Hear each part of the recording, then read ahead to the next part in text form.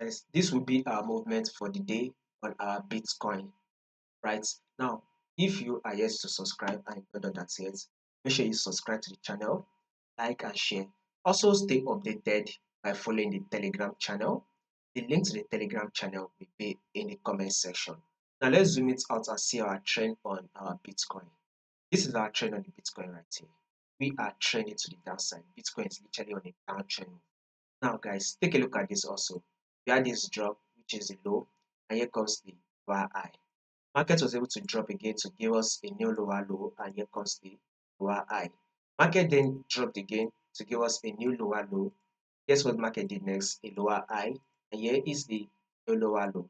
Now, market has been able to give us a lower high, and we will be expecting market to continue to drop.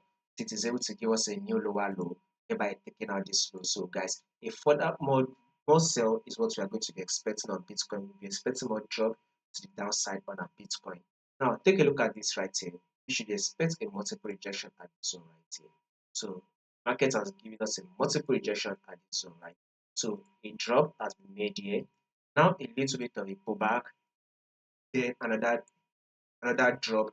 What we are going to be expecting on our Bitcoin. So, guys, a bearish move for the day is what we'll be expecting because when you zoom it in also to your 4-hour time frame, you see that this is your lower low and this is your lower high. This is the lower low, and here comes the lower high. Market was able to drop again to give the lower low. Here comes the lower high. Now that we've got to this lower high, we'll be expecting market to drop again, so it is able to give us a new lower low, thereby taking out this low. So, guys, if further sell, further bearish move is what we are going to be expecting on our Bitcoin.